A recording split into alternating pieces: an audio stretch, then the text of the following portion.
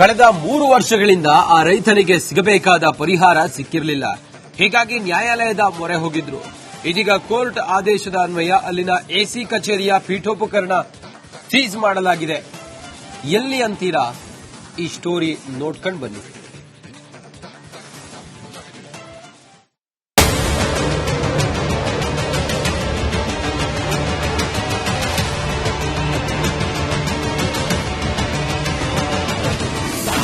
ಪರಿಹಾರಕ್ಕಾಗಿ ಕೋರ್ಟ್ ಮೊರೆ ಹೋದ ರೈತ. ಕೋರ್ಟ್ ಆದೇಶ ಬೆನ್ನಲ್ಲೇ ಎಸಿ ಕಚೇರಿ ಜಪ್ತಿ. ಇವೆಲ್ಲವೂ ಸರ್ಕಾರಿ ಕಚೇರಿಯ ಪೀಠೋಪಕರಣ. ವಿಜಯಪುರ ವಿಭಾಗದ ಎಸಿ ಕಚೇರಿಯಲ್ಲಿನ ಪೀಠೋಪಕರಣಗಳು. ಅಷ್ಟಕ್ಕೂ ಇವುಗಳನ್ನ ಜಪ್ತಿ ಮಾಡಿಕೊಂಡು ಹೋಗ್ತಿರೋರು ಇಂಡಿ ತಾಲೂಕಿನ ಕಪನಿಂಬರಿಗೆ ಗ್ರಾಮದ ರೈತ ವಾಮನ್ ರಾವ್ ಕುಟುಂಬ.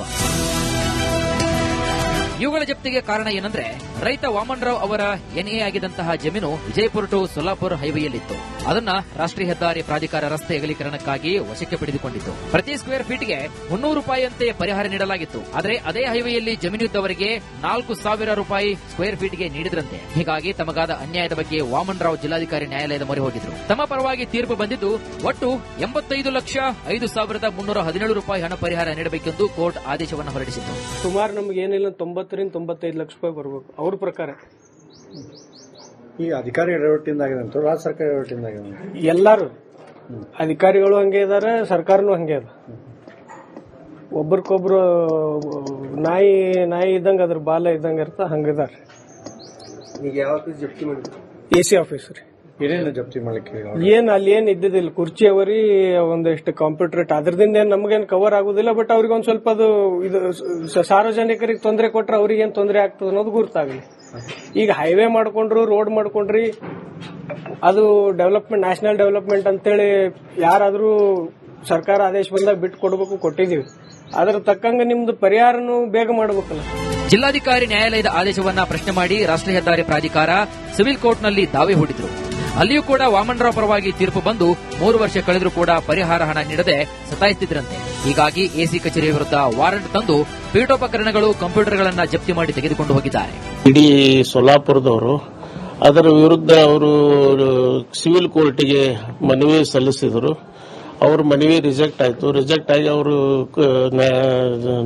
ಜಿಲ್ಲಾ ನ್ಯಾಯಾಧೀಶರು ಪೇಮೆಂಟ್ ಮಾಡ್ಲಿಕ್ಕೆ ಹೇಳಿದ್ರು ಸಹಿತ ಇವರು 2-3 ವರ್ಷ ಆಯಿತು ನಮಗೆ ಸತಾಯಿಸ್ತಿದ್ದಾರೆ. ಆಮೇಲೆ ನಿಮ್ಗೆ ಒನ್ ಟೈಮ್ ಸೆಟಲ್ಮೆಂಟ್ ಮಾಡ್ತೀವಿ, ಇದರಾಗ ಲೋಕ್ ಅದಾಲತ್ದಾಗ ನಾವು ಇದನ್ನ ಮಾಡ್ತೀವಿ ಅಂತ ಹೇಳಿ ಸುಮ್ನೆ ಇದನ್ನ ಮಾಡ್ತಾ ಇದ್ದಾರೆ. ಅದಕ್ಕೆ ನಾವು ಇಸಿ ಆಫೀಸ್ ಜಪ್ತಿ ವಾರಂಟ್ ತೆಗೆದುಕೊಂಡು ಬಂದಿದ್ವಿ. ಕೋರ್ಟ್ ಆದೇಶದ ಅನ್ವಯ ಕಚೇರಿ ಪೀಠೋಪಕರಣ ಸೀಸ್ ಮಾಡಲಾಗಿದೆ. ಇನ್ನಾದರೂ ರೈತನಿಗೆ ಕೊಡಬೇಕಾದ ಪರಿಹಾರ ಕೊಟ್ಟು ಕಚೇರಿಯ ಪೀಠೋಪಕರಣಗಳನ್ನು ವಾಪಸ್ ಪಡೆಯುತ್ತಾರಾ? ಕಾದು ನೋಡಬೇಕಾಗಿದೆ. ಸುನಿಲ್ ಗೊಡೆನ್ನವರ್, ರಿಪಬ್ಲಿಕ್ ಕನ್ನಡ, ವಿಜಯಪುರ. ಕಳೆದ 3 ವರ್ಷಗಳಿಂದ ಆ ರೈತನಿಗೆ ಸಿಗಬೇಕಾದ ಪರಿಹಾರ ಸಿಕ್ಕಿರಲಿಲ್ಲ. ಹೀಗಾಗಿ ನ್ಯಾಯಾಲಯದ ಮೊರೆ ಹೋಗಿದ್ರು. ಇದೀಗ ಕೋರ್ಟ್ ಆದೇಶದ ಅನ್ವಯ ಅಲ್ಲಿನ ಎಸಿ ಕಚೇರಿಯ ಪೀಠೋಪಕರಣ ಸೀಸ್ ಮಾಡಲಾಗಿದೆ. ಎಲ್ಲಿ ಅಂತೀರಾ? ಈ ಸ್ಟೋರಿ ನೋಡ್ಕೊಂಡು ಬನ್ನಿ.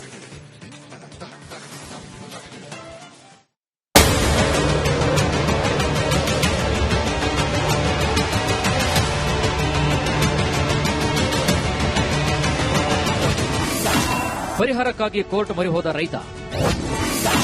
ಕೋರ್ಟ್ ಆದೇಶ ಬೆನ್ನಲ್ಲೇ ಎಸಿ ಕಚೇರಿ ಜಪ್ತಿ.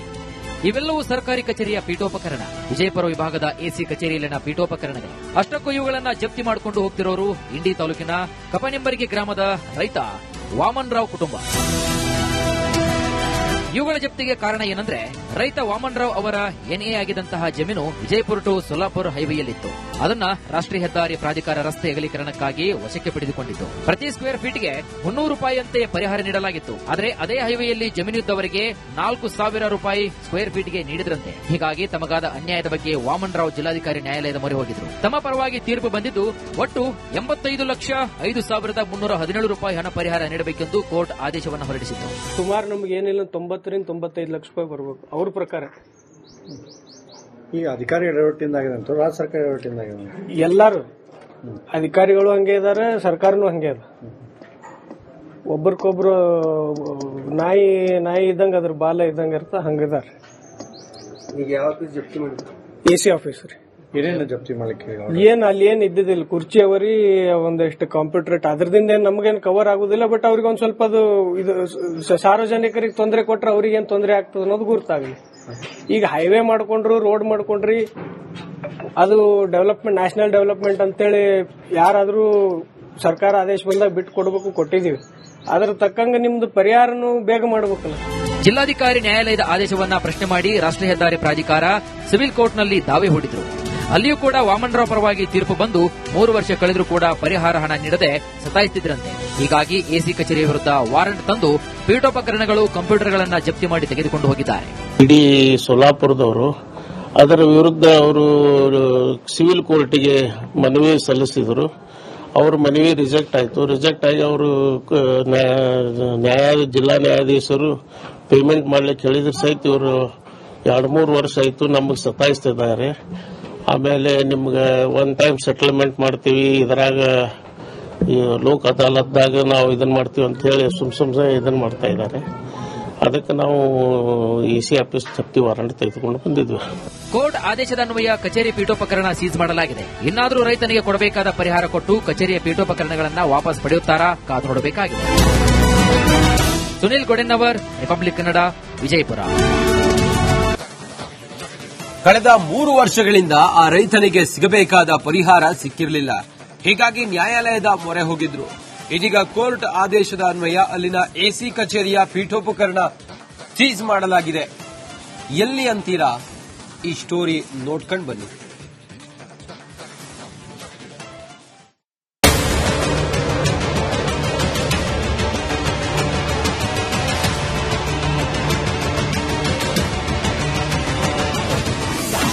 ಪರಿಹಾರಕ್ಕಾಗಿ ಕೋರ್ಟ್ ಮೊರೆ ಹೋದ ರೈತ.